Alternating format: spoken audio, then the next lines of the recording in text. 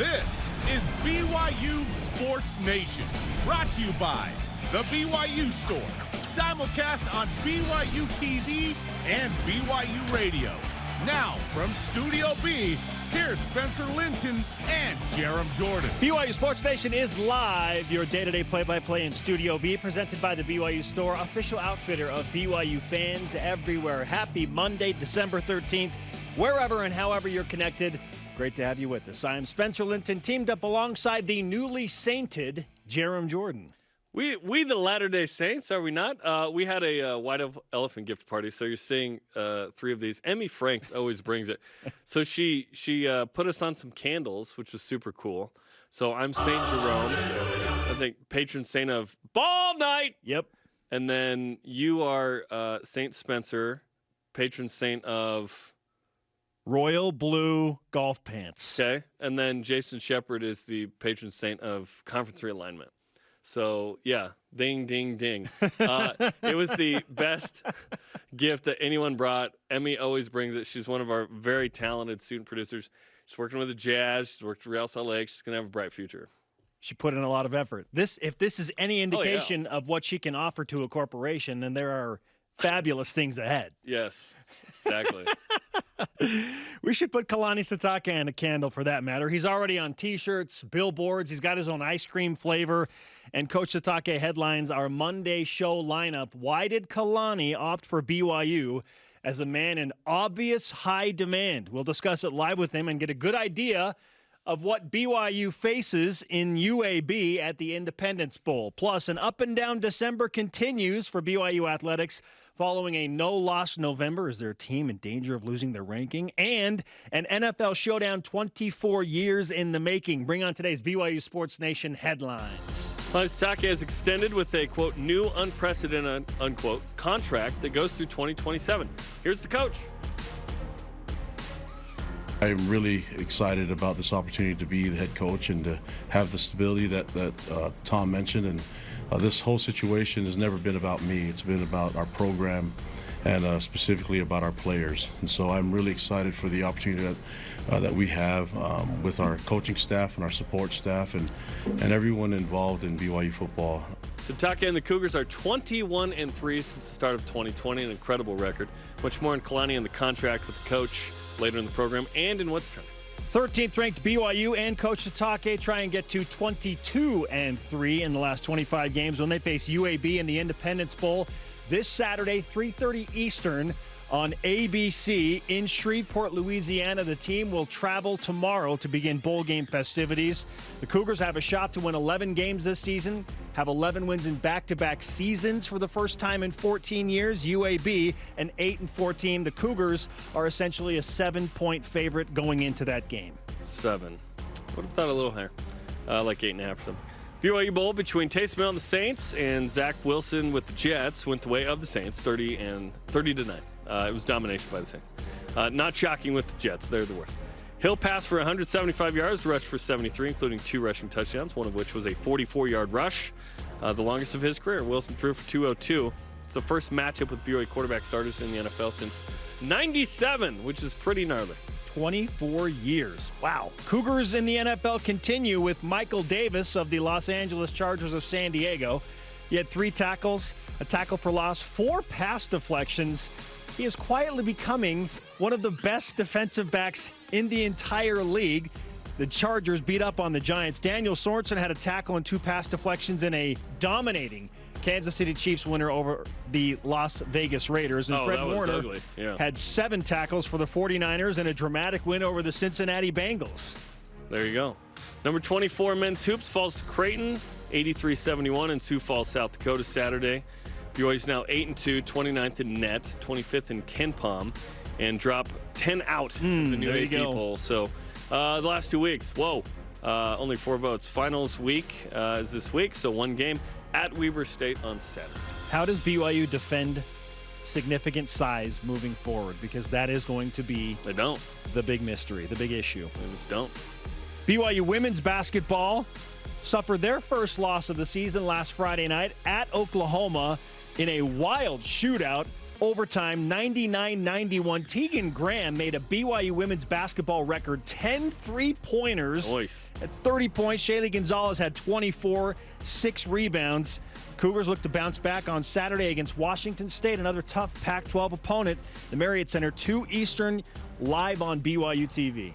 Tough in Pac-12? Those don't go in the same sentence this year for BYU. Jeremy, Undefeated. I'm trying to build the drama of this matchup. Lauren Gustin had 21 rebounds. 21 rebounds. Redonkulous. Yeah, see, and that typically would be like, whoa, the stat. But Tegan Graham was so good from the three-point line, that was the headliner. Well, you give up 99, yeah, you're going to lose. Track and field hosted an indoor invite over the weekend. All-American pole vaulter Zach McWhorter cleared 5.82 meters to win the event, break his own school record, and record the 8th best vault in NCAA history. Whoa. Amazing.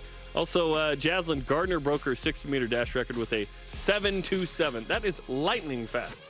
How about some Cougars overseas on the hard court, beginning with, well, not overseas, but across the country with TJ Haws. 9 points for the Lakeland Magic in the NBA G League.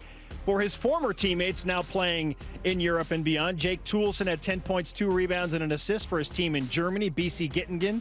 Brandon Davies with 3 points, 3 rebounds, 3 assists. A 3x3, is that a thing? For FC Barcelona. No, that's not a thing. Kyle Collinsworth had 7 points, 4 rebounds, and 7 assists in Japan for the Seahorses and their loss to Hiroshima and the Dragonflies. Yeah, if we're mentioning 3x3s, we've really dipped to the bottom of the well. Shocked that got through the wickets. All rise and shout. It's time for What's Trending. You're talking about it, and so are we. It's What's Trending on BYU Sports Nation. The New Deal. Here's Tom Holmoe on Kalani Sitake's recent extension. I feel like Kalani has made an incredible commitment to BYU football. He's made a commitment to the student athletes. He's made a commitment to his staff. He's made a commitment to Cougar Nation. You can see and feel how Kalani has galvanized everybody around Cougar Nation to incredible heights where everybody's feeling great about the Cougs and the way they play the ball. So thus, we felt that it was imperative and very important that we made that same commitment back to him. And so today, I'm happy to say that we have an unprecedented contract with Kalani and BYU football that will keep him here for years to come. An unprecedented contract for Kalani Sitake that will take him, as you mentioned in headlines, Jerem, through 2027. What does this extension for Kalani Sitake mean going forward for the state of BYU football? It means he's very rich. That's what it means. I imagine that they perhaps, we don't know the numbers, it's BYU, they're not going to say, but I'm hoping they at least doubled his salary to be competitive among the Big 12 coaches. And think about it. What BYU's done the last 2 years merits paying Kalani if you want to keep that level of a program. If you're BYU and you don't, then you don't make this move. But BYU does, so they made it. And they need to. Kalani Sitake at one point in 2019 was like hovering around 500. Then something changed. One of those things was making Aaron Roderick their primary play caller. Another was getting some of the baby freshmen from 2018 to mature and become juniors, and then, boom, exploded in 2020 in that COVID schedule. Then validated it this year with a new quarterback and a new team that lost a bunch of guys to the NFL, 5 draft picks. And now this program's rolling. BYU beats Utah, gets the Big 12 invite. This is BYU at the peak of its independent powers, which will end after next season as the Cougars go into the Big 12. BYU hasn't been this good in a minute. I dare say the 06 to 09 era, right? You go back to that. That's the best BYU's been since up until now. BYU's crushing it right now. Kalani's clapping at the refs. You know, it's a fun time to be a BYU fan. And it's not just this last year and this year. It's the next couple of years because the talent that BYU is bringing in is going to make it so the Cougars are a 9+ win season most of the time, it feels like. We're not going to dip, in my opinion, back to hopefully we get 8 this year. There's too much talent. The Puka Nakuas and the Kingsley Suamata'ias and so on and so forth. And a lot of the guys we're going to mention Wednesday. And maybe Tyler Algier? And maybe a Tyler Algier if he comes back. It's very exciting to see the quality they're bringing in and the development of guys like Tyler Algier and others to become very good. So the continuity of having Kalani here, leading BYU into the Big 12, it had to happen. Now, how seriously was he going to potentially take like a Washington or Oregon job? It doesn't feel like it was that serious. He wanted to be here. It was just making it work. That probably means, was he being paid enough? And the new and unprecedented part, I'm thinking, okay, is the unprecedented part the amount of money you're paying him? What exactly does that mean? It was sort of answered in that it's, renewing the amount, the coaches, the coaching staff. Getting the, like we've talked about, the nutrition team, the strength and conditioning, the academics, the recruiting. BYU needs more resources, like physically more people hired to handle all that. It sounds like BYU is going there. And like we talked about on Friday, my concern was, is BYU going to spend the money before it actually does the thing? Like BYU paid Kalani before the Big 12, which is perfect because they had to and they did it. And I'm happy because if BYU lost Kalani, like you said, it set the program back a couple years. They have the money. They just needed to reallocate it. So Who's they? BYU. I think BYU had the money to pay Kalani. It's not like they had to raise it So like where they was it would for a before? building. Reallocated somewhere else? From what? I don't know. Then they'll never tell us that. But obviously, the church has some dough. It's Yes. whether it wants to spend it on a BYU sports thing. Yes, they had it. Yeah. It just has to be fit into a succinct box because everything is organized as such. So they did something different, and I'm happy they did it. This is everything to BYU football moving forward. As we discussed on Friday, this is the sure foundation of BYU football building their new their new Big 12 mansion. Whoa, Freudian slip there. Okay. I'm sorry, there's a flag hanging behind me over my right shoulder. Yeah. This is the sure foundation to their Big 12 mansion, Jerem, and there would have been significant cracks in that foundation. But They had to sacred redo it. funds, Spencer. Oh my goodness. They did the right thing. This is everything for BYU moving forward into the Big 12. You were just asking, well, what makes this deal unprecedented? Tom Holmoe, the athletic director, answered that very question and gave this response. I feel it's unprecedented because Kalani and I got together with Brian Santiago, my deputy AD, and we started talking about the program. The program really starts with Kalani, but it also goes deeper than that. It goes into Kalani's coaching staff. It goes into his office staff. It goes on to the people around, the strength staff, the trainers. There's so many people that are involved in the success of this program. And when we started talking about the future with Kalani wanted to start with them. He didn't want to start with himself. And so I think it's unprecedented. I believe it's unprecedented because, one, we're able to move forward with our head coach leading the way in a long-term contract. It also is unprecedented that we have made the commitment to Kalani and his staff going forward and for the rest of the program that we're going to do the things that we need to bring BYU football into this modern age where we've been an independent and now we're going to the Big 12. And it's going to take a lot. It's going to take a concerted effort between our administration, BYU Athletics, BYU football, Kalani and the staff. We're all in this together. The length of this contract is noteworthy because BYU is such a unique place. For Kalani and his staff to feel good about going into a new recruit's home, let's say this recruit is a member of the Church of Jesus Christ of Latter-day Saints and has intentions to serve a 2-year mission, they want to see it out. So if they look a kid in the eye in 2021, they want to be able to say, I'm going to be your coach at the end of your career, even if you choose to go on a 2-year mission. Still no guarantee of that, but yeah. But they're locking it in place. That is the plan moving forward. Right. So I like this. We're used to ceilings around here. We're used to commitment.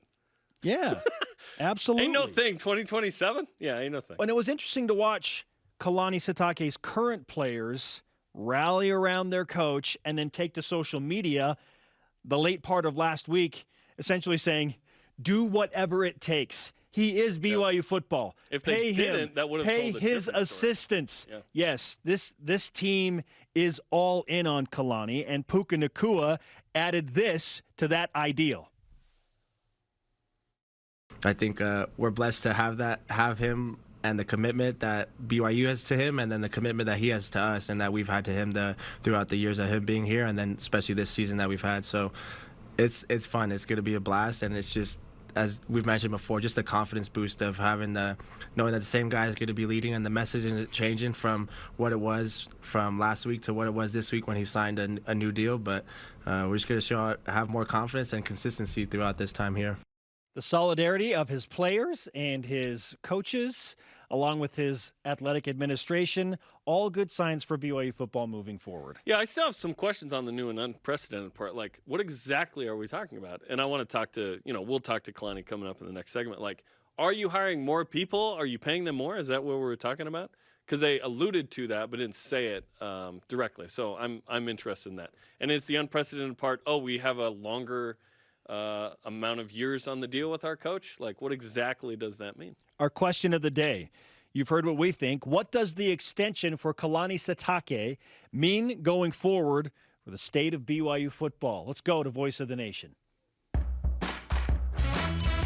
This is the Voice of the Nation on BYU Sports Nation. At Jeremiah_Hale on Twitter says it means BYU is shedding its stigma of being cheap and treating coaching positions as callings. Yes, I hate that. It's not a calling. BYU is acting like a Power 5 school and putting itself in position to hit the ground running in the Big 12. Hashtag if you build it, they will come. Yeah, Jerem, times are a-changing. Typically, you BYU raise athletics. the money and then, But knowing that you're going to have 2 to 3 times the TV revenue, it's nice that it's like, okay, you can pay him. Let's go. Sure. If you want to keep this thing, you got to pay for it. It's easier to reallocate funds that already exist into a different box if you know that there is greater fundage coming soon down the line. Yeah, you're alluding to that they existed. Like, why haven't they been used prior to this point is the question. It's a private institution, and they will never answer those questions. Right. Okay, tell me later then. Coming up, Kalani Sitake on his why weren't they used up to this point on his new extension? Yes, the head coach will join us live to discuss the immediate future of BYU football, including what the Cougars face in UAB at the Independence Bowl. Hey, Kalani, the food's really good in Shreveport. Can't wait to talk about that with you. This is BYU Sports Nation. If I got hurt and was laid up at home, I wouldn't even think to call a lawyer. What a hassle. I'd want to meet them first. What if I told you that for your first consultation, your lawyer will come to you, home or hospital? Really? Really. They do that? If you've been injured, we'll come to you. It's your job to get better. It's our job to deal with the insurance companies. Learn more at SiegfriedandJensen.com. Professor Rock here. The Food Nanny. Chandler Scott here. Sam Reed. Hey, everyone. Hello. I just want to tell you about this amazing, excellent, cool account called My Style. My Style checking. I'm talking travel points, Gift card. Concert tickets. All just for using my account. That's My Style. So check it out. Give it a shot. Open your My Style checking account today.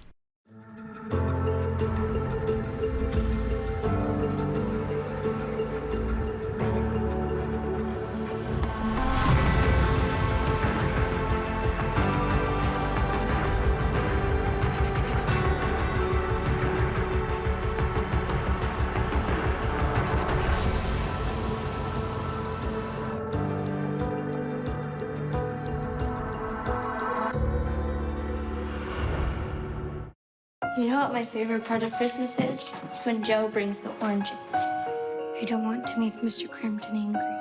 He has many rules. The last is never leave the bedroom after lights are out. Ever. Stop! That child will not receive an orange. You know what I think? I think angels eat oranges in heaven.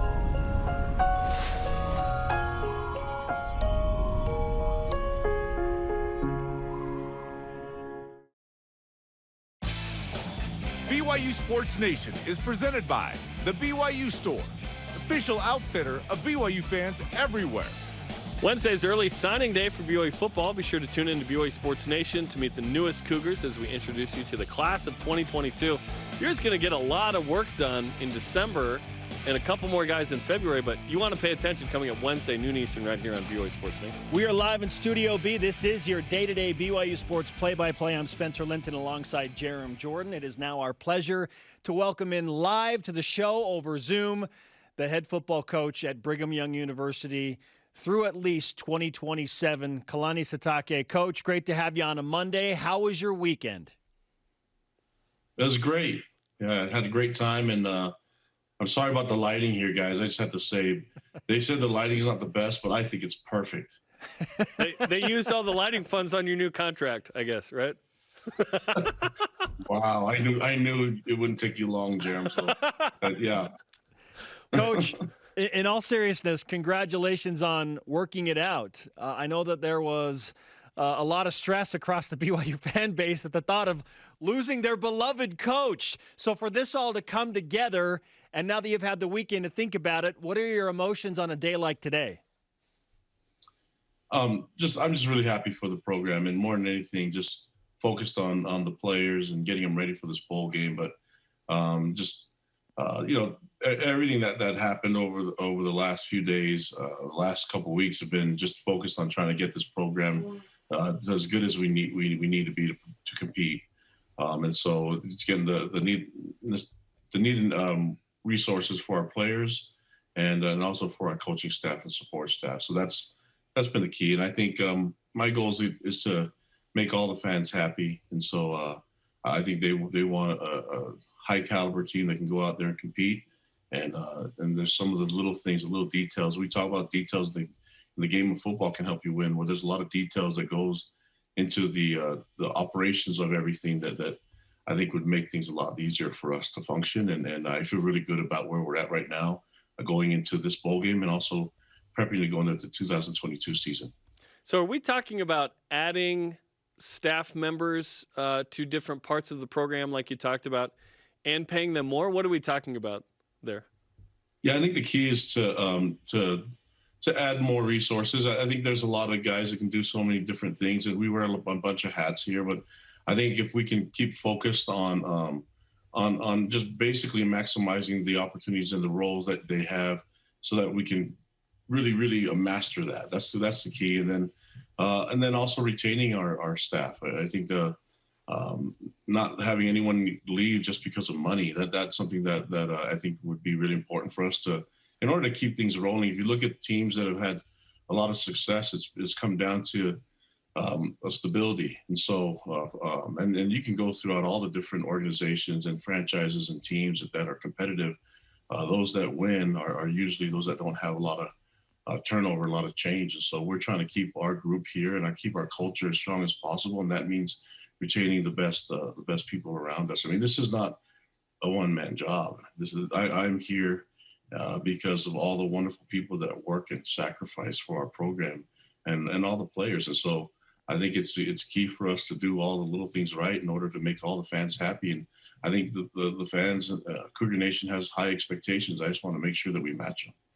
Coach, I don't know how much you were aware or are aware of how the fans rallied on social media, and that included your players late in the last part of the week. What does it mean to you to hear about that and feel their love and support when it is up in the air and then eventually it does come together? Well, I think I have so much appreciation for all our players and so much love for them, and then you know how I feel about the fans. And so I don't do a lot of social media stuff, but people can still get a hold of me, and so I have family members and friends and coaches that are on social media, and they just keep talking about the wonderful support that we get. And I just came to a point where it's like, let's stop making people worry so much about things, and by people, the fans that we love and care about so much, but also the players. I want the players to be focused on this game, focused on performing and getting better in the bowl prep. I think there's a lot of growth and development that needs to happen, and I think the sooner that we can get this thing ironed out, the better. And that's why there's such a sense of urgency from me to get this thing taken care of as quickly as possible. So I didn't want people to worry about it. What role did this season have in this new contract versus last season? Last season, certainly incredible. The critics were talking about the schedule. You validated it with this year. So what role did this year have to do with sort of the interest from other schools like Oregon and Washington and others versus, okay, let's lock me in longer and let's go into the Big 12 together? I mean, rather than talking about interest from other schools, I think the thing that changed the most was the invite to the Big 12. I think how do I say it? There's a lot of things that needed to happen that you always want to improve on, and we knew that there's some limited, and that we know there was some limitations here. And a lot of it had to do with the resources, the budgets, things like that. And with the invite to the Big 12, I felt like there's really no excuse now. Now we have to go after it because, and then I don't want to wait. And I know a lot of people don't want to wait. We want to perform and be as good as we possibly can. The season is just a combination of just hard work and young players stepping up and showing off our depth a little bit. Like I said, I don't want to rely on our depth, but it's nice to know that we have a lot of players that can step up and play. Considering all the production that we lost, everyone kept talking about how we lost so much production from last year to this year. Yeah, that's tough when you lose the number 2 overall pick in the NFL draft. But if you think about it, it's those 13 individuals, the 5 draft picks and the 8 free agents that signed. If all those guys came back, then it would have been a different team. But the prep for the bowl game last year against UCF allowed us to get our team ready and in a faster rate. And I'm planning on that happening again and having our guys be focused. That's why the urgency to get everything ironed out and get it taken care of with the contracts and retaining everybody as many players and coaches as we can is really important for us going into the 22 season. So are you alluding to the increased revenue from the Big 12, at least in the first 2 years, and then we'll see what the next contract is in 25, would, in your mind, give BYU an opportunity to increase those resources perhaps sooner than normal? I believe so. I mean, I have some background in it. I was at Utah when we went from Mountain West to the Pac-12, and so I saw some of the things in the transitions that were made and adjustments that were made into going into that. But in that aspect, we had a little bit more time, and here the time is a lot. I mean, there's one season in between, one season away from going into that conference now, and so I think there's a sense of urgency to do it quicker and to try to do it maybe as fast as possible, but within the parameters of how we function, being a church school and knowing the situation that we're in, where we're not, looking at it from, we went into it right during the season. So the timing is a little different than what it was when I was at Utah, but more than anything, I saw the increase in revenue and the increase in opportunities, meaning, retaining staff with salaries, but also adding needed resources that other P5 programs have.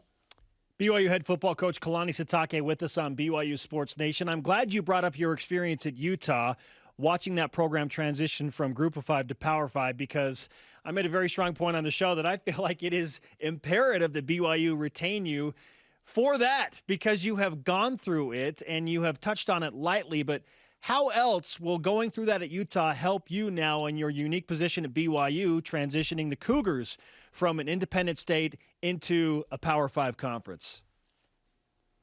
Well, I mean, the experience is one thing, so knowing what we went through when I was at the U with Kyle, and I sat in a lot of meetings and I looked at things and how we did it.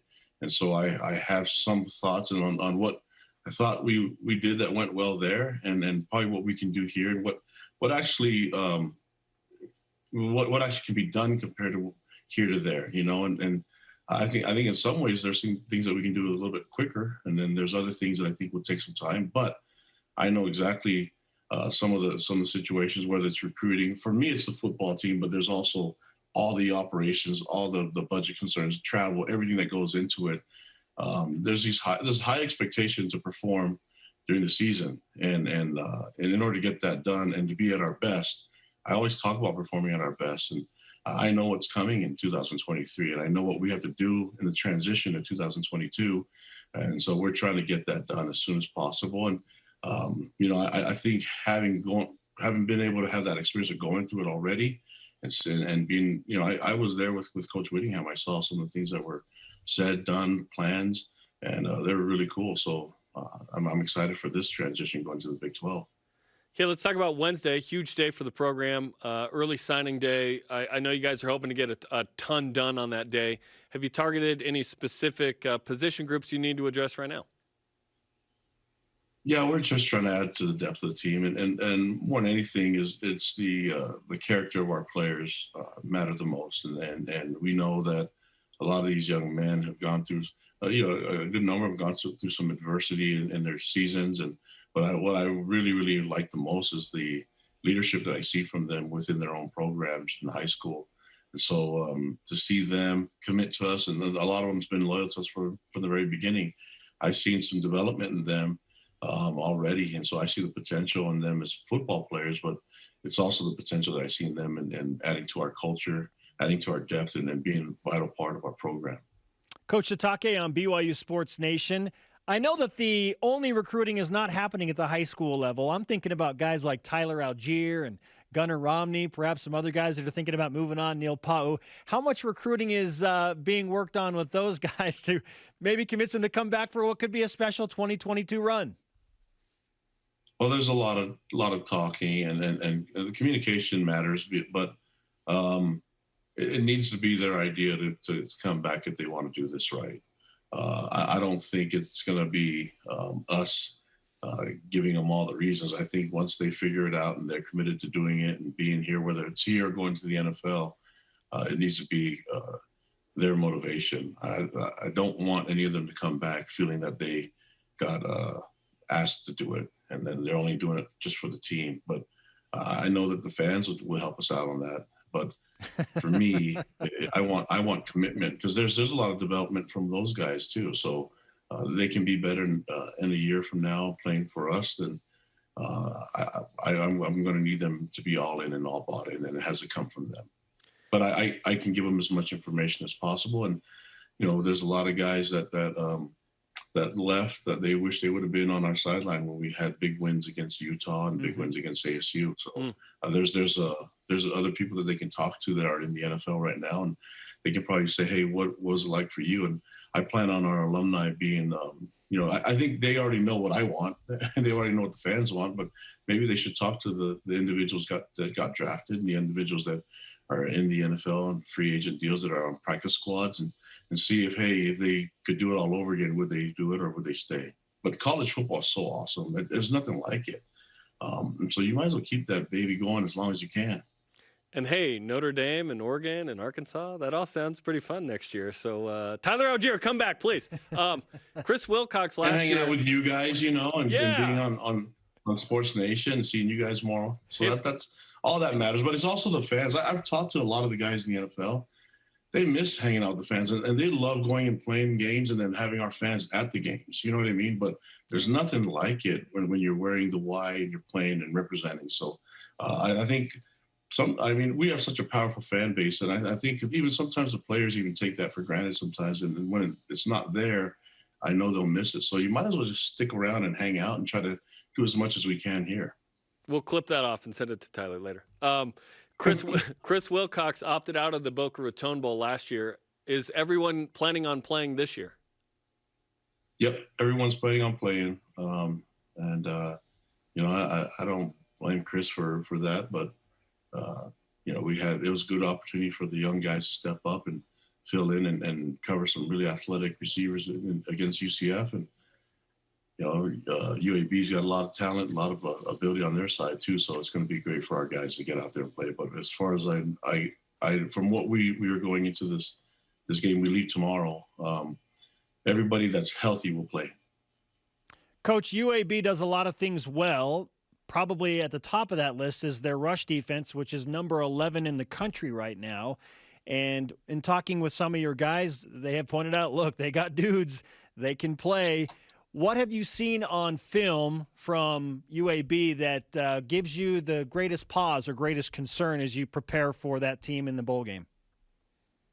Really well coached team. Bill Clark's got a great reputation of having his team ready and assignment sound football. And you watch them on film, there's not a lot of mistakes that happen. And then defensively, you're right, they take away the run, and so they try to keep you, you know, a one-way team. And for us, we need to be able to run and pass. We need to do all of it. That's imperative to our success on offense, and for our defense is going to be a difficult match because they can run the ball, but they also can take shots down the field. So I think they're the type of matchup that can, you know, they can possess the ball and try to keep our offense off the field. And I think that's we're anticipating that's going to be their plan. So we need to do whatever we can on the defensive end to create some havoc and possibly get some favor in the turnover margin, and then you know, get the ball back to our offense and let our offense do their deal. But it's going to be harder than what people think. But anytime you challenge our offense, they seem to really answer the call. So I'm looking forward to seeing them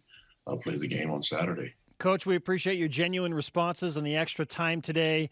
You were the highest-ranked team to play in the Boca Raton Bowl a year ago in that bowl game's history. You're going to do the same in the Independence Bowl as the number 13 team in the country. And from what we hear, the Cajun Creole on the Tex-Mex is next level in Shreveport. So we're doing our best to find specific joints so that we can get you and your guys taken care of, at least food-wise. Hey, these guys are really excited to be out there in Shreveport. They're really excited about this game. I know, and we're really excited about playing UAB. So our guys are not have not lost focus. They are a grateful group, and we really appreciate the opportunity to play this game and do it in front of our fans. So we're looking forward to getting out there. And then the added bonus is we get to eat some food, and the head coach gets to gain some weight. So here we go. Start the holiday weight gain early. I'm with you on that train, man. Let's go. Let's give you some BYU Sports Nation karma for a nice, smooth travel to Shreveport, and obviously to win the game against UAB. We appreciate you, Kalani. Thanks so much. Love you guys. Go Cougs. Go Cougs. Kalani Sitake on his new extension through 2027 on paper. Obviously, as you have pointed out, things can change, but everything can be undone. But you can always extend again, too. Like, if BYU has a great season next year, to keep him away from other schools, you may have to extend again, right? That's what happened this year. He was under contract at 25.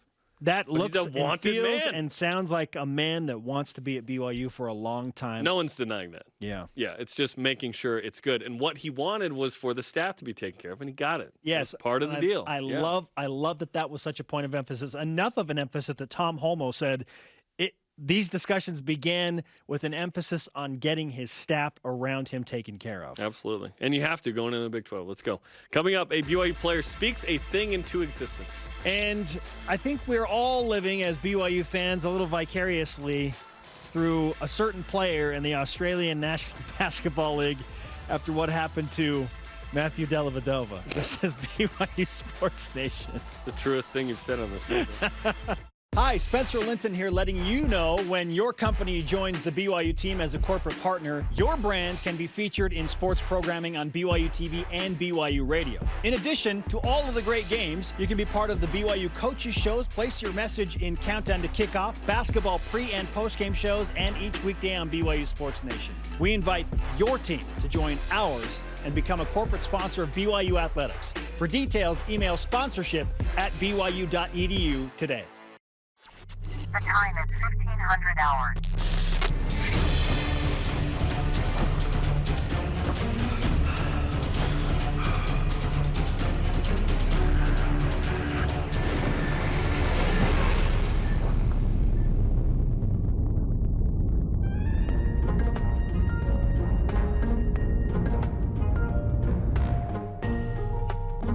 Again with a pair of aces? I don't know how you keep beating me. Tim Daly Ford in Spanish Fork sells Ford vehicles including the F-150, the pickup designed for work and play. Tim Daly Ford maintains a large inventory, providing more choices for selecting an F-150 with the power and engineering to carry and tow heavy loads.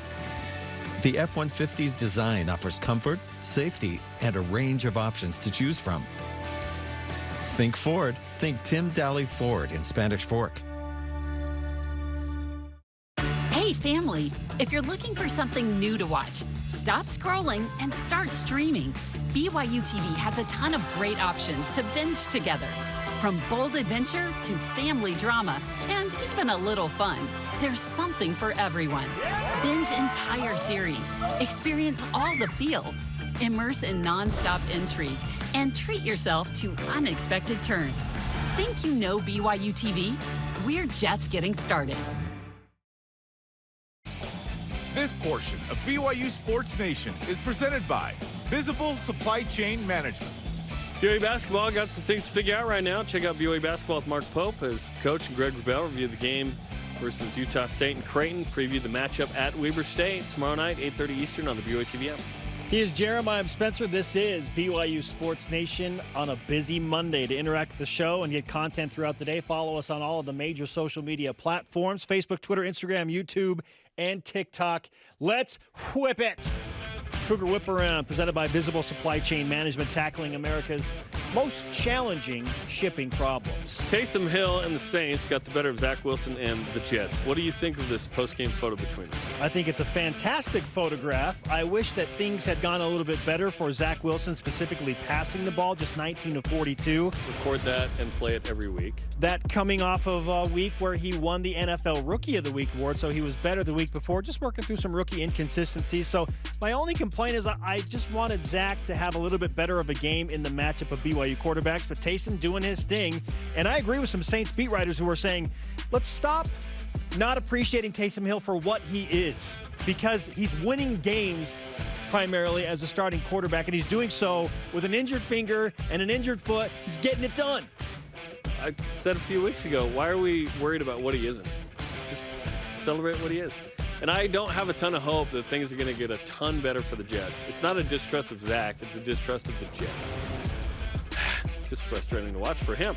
Taysom Hill's got his shot at the GOAT, Tom Brady, on Sunday Night Football next week. That'll be fun. Malik Moore, BYU defensive back, asked for a Wingstop deal back in Pullman, Washington, after the win over Washington State. In fact, let's revisit my post-game interview with him to set up this next question. I ain't feeling peace. I'm feeling like some Wingstop today. Some Wingstop. I need Wingstop to sponsor me or something. Hey, if y'all watching this Wingstop, please hit your boy up. I want it. I go there every time. You got it. Jerem, dreams do come true? Yes, they do. Malik posted on his Instagram about Wingstop. So, yeah, he got some kind of deal. I'm hoping it's, I'm guessing it's not super lucrative, but if he's getting wings like once a week or something, fantastic. Free food. That's great. Whatever. You do you, Malik. Hey, Wingstop, I like you too. Way to get it done. I don't have 3 picks, though. Way to get it done with Wingstop, my friend. BYU Hoops drops out of the top 25, and according to team rankings, has a 63% chance of making the tourney, down about 10% from last week. Was the Creighton loss that big of a deal? Please. No, it's not that big of a deal. Like, every loss stings, but BYU's going to lose some games in a very fickle sport. I opt for no more 10 a.m. Saturday games in the Pentagon. Yeah, that's rough. Like 18 degrees outside. Right, and people say, well, Creighton still had to play. Creighton is very close to the Pentagon. This was Closer. a de facto road game for BYU very early. And you know what? At least they shot the three-pointer well, Jerem. That should bode well for BYU moving forward. Threes are back. Just need to make some twos. Yeah, it was a tough game from 2 for BYU. Was it that big of a deal? The loss itself, no, but BYU has some real things to figure out. Points in the paint is an issue right now. Rebounding is a little bit of an issue. BYU certainly has to figure that out.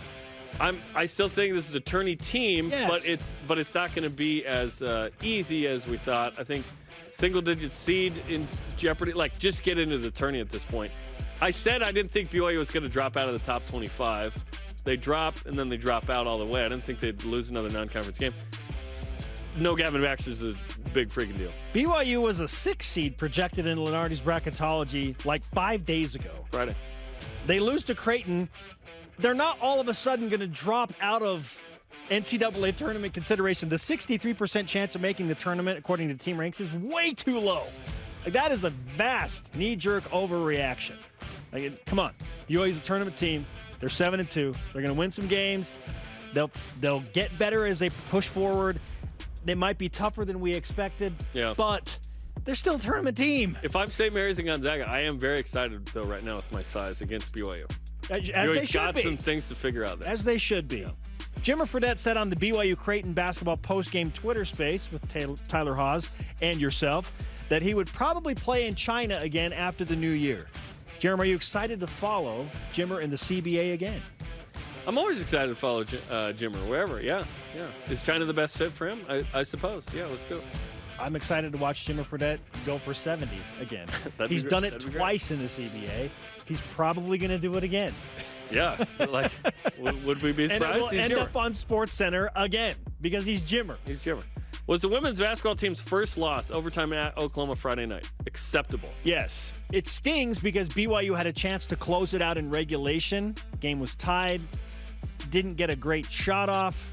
And then watched it kind of fall apart in overtime. But yes, this is an acceptable loss. This is an Oklahoma team that was receiving votes in the top 25. It was a shootout.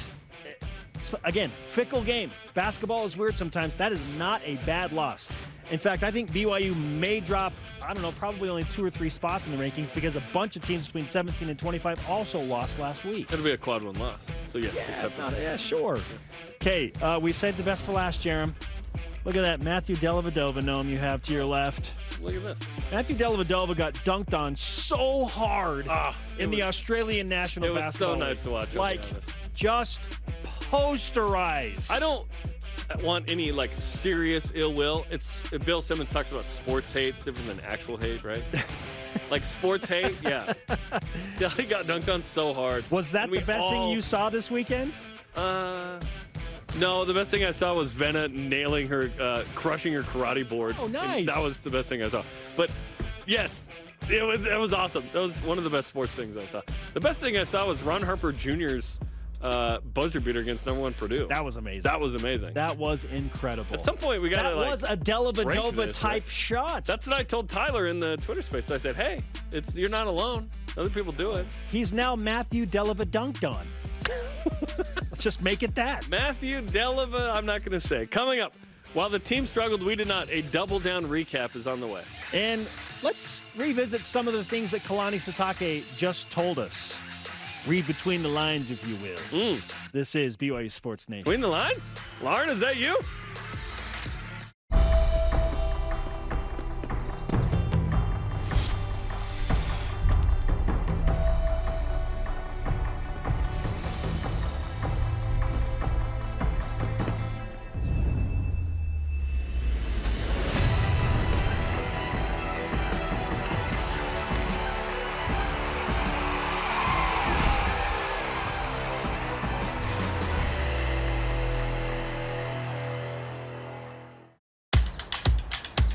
This is where we dominate. Our playground, place of business. This is our promised land, where we seek to find ourselves. And we're here to make sure the spaces our best prove themselves on appear how they should.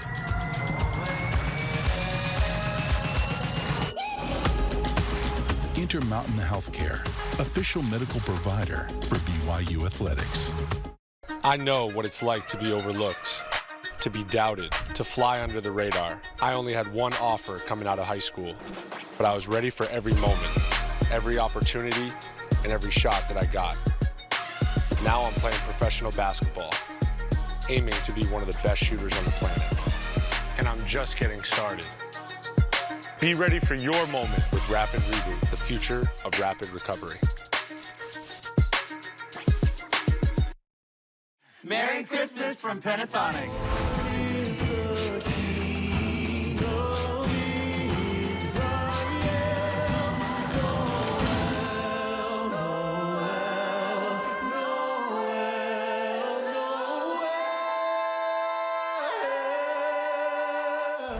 Stream Christmas Under the Stars with Pentatonics on any smart device, anywhere in the world. With the free BYU TV app.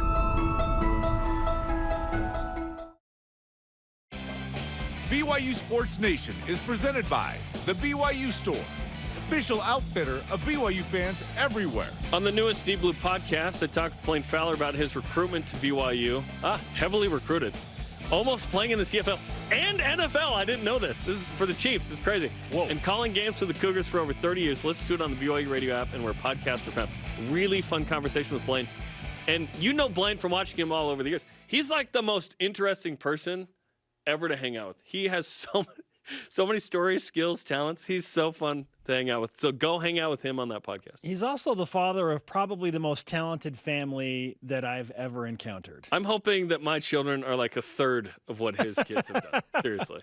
He's got like 4 Division I football playing sons. Broadway. He's got a daughter on Broadway. Like, it is an embarrassment of talent riches in that family. They're all skilled and good looking. I mean, that's the goal, right? Like, wow. Incredible. Couldn't have happened to a better family, though. Yeah, they're awesome. We love Blaine and Brenda, and incredible stuff. And, we love the Fowlers. I know Kalani Sitake has great love for the Fowlers as well. And Blaine and Kalani have become close friends. And we just talked with Kalani Sitake earlier in the show about how he feels about his new contract following the weekend. Some things have settled in. Bowl prep has now kicked in high level. I think he feels great. Sure. He was juggling a lot of things. How weird is that to have to wonder, like, okay, signing day's coming up, bowl game on December 18th. Oh, my contract's not finalized. Where do you go mentally for that? That's really tough. A renewal because he had leverage against Oregon and Washington. He was under contract till 25. This was BYU doing him a solid by saying, listen, we know we need to pay you more. We know we need to get you in the Big 12 space. We know you want to increase the staff. I imagine BYU was going to do this at some point to meet the expectations and the Big 12 Power 5 equivalent staffs. Well, Washington and Oregon gave it a big kick in the rear. Yes, and 10-2 to get it going. 10-2 gave it the biggest kick in the rear. And then those added on to me. If BYU doesn't go 10-2, Kalani doesn't have as much leverage to, 1, be interviewed by Oregon and Washington in the interest, and 2, to say, okay, it wasn't just 2020 now. It wasn't a pandemic schedule. It was a normal schedule. In fact, it was abnormal. It was 7 Power 5s. We went 6-1, beat Utah, beat Arizona, Kalani had all the leverage. Like, BYU had to do this, and I'm glad that they did, because in the past sometimes I feel like BYU did not. But this time they did, and they are to be credited with that. I couldn't help but feel a great sense of excitement and anticipation for the 2022 schedule, knowing that, okay, you got your man, and the consistency of his staff, we believe, is coming back. And who knows if that will bring back some other high-level players that may have been opting to go to the NFL. We'll Tyler see. Algier. Yeah, we'll see. Or Gunnar Romney. Neil Powell, like at least pursuing an NFL career. If you lose one of those guys, it's okay because that is so deep. But if you lose Tyler Algier, it's a game changer, okay? Game changer. Well, and within BYU football, we have pointed out that it is a unique program. There are obvious limitations built in to leading a program at BYU because BYU does things differently. Yes, for a long time we've known that they don't spend like the highest level Power 5 programs, and you're dealing with an honor code, and you're dealing with a situation where guys are in the program often for 7 years, and you got to figure out scholarships over that. Right. It is such a challenge, but Kalani has gotten to a good place where he's figured out how to utilize those limitations, but he's seen where there are discrepancies and where BYU can still do that even amidst those challenges. Right. I am not huge on I volunteer to do this and then complain about it, so we got to be careful with the honor code. That's the thing we choose to do here. The other thing is BYU is never going to spend like a high Power 5. It's more like, can BYU match a mid-tier Power 5? That's where BYU needs to be. I'm confident they probably did that with Kalani. Who knows what he makes now? I'm hoping it's like $3.5 to $4 million because that's what he deserves. So let's go. Yeah, BYU's going in the Big 12 with its guy. Very excited about that. That's awesome. Okay, coming up, double down accountability. Hey, it actually went well for both of us for once. And the rivalry teams up for an unforgettable rise and shout-out. Utes and Cougars coming together. Yeah. Great stuff on the way. This is BYU Sports Nation.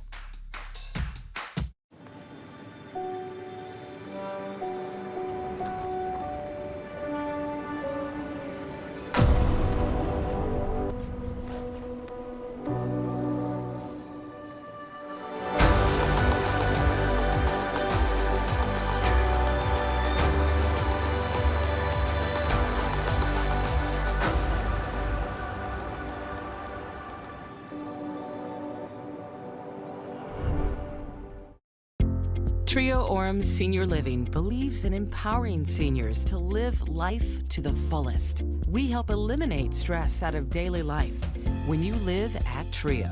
Less time focusing on housework means you can socialize at one of our many events, with safety in mind, of course. And did we mention our spacious apartments with modern amenities? Learn more about setting up a private tour at TrioOrum.com.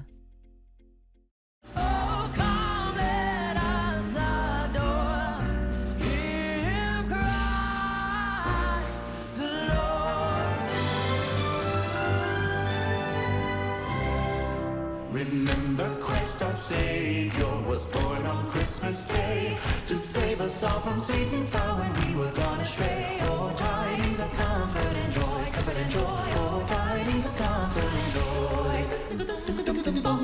Hey!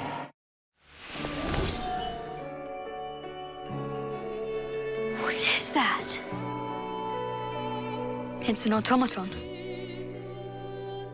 My father was fixing it. You've tried to forget the past for so long. Maybe it's time to try and remember.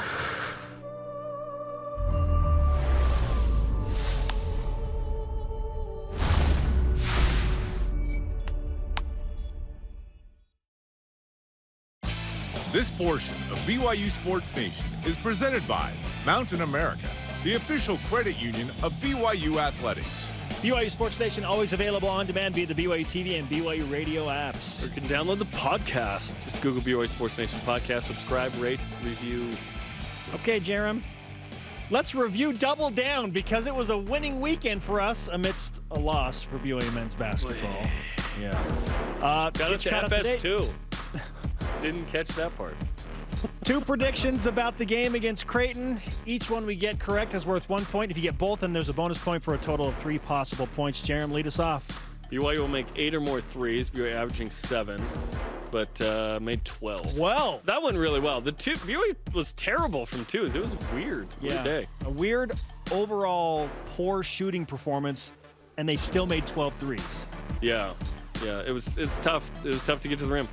2, BYU's top 3 scorers, Barcelo Lucas Johnson will count for less than 39 points. Alex Barcelo goes for 28. I was toast until Tejon Lucas and Spencer Johnson combined for 6. Which is weird. Yeah. Really weird. I just thought it'd be the other guys in this one, and it wasn't any guys besides Alex.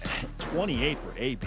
Yeah. All right, my first pick. 4 different BYU basketball players will make a three-pointer. 5 made threes, nice, including Caleb Lohner. And like at the last second. Which is what made my second pick come to fruition. I said BYU will score at least 40 points in the second half. They had 38, and then Caleb Lohner takes that last 3 in the final minute of the game and knocks it down. My guy, Caleb Lohner. All right, our question of the day. What does the extension for Kalani Sitake mean going forward for BYU football?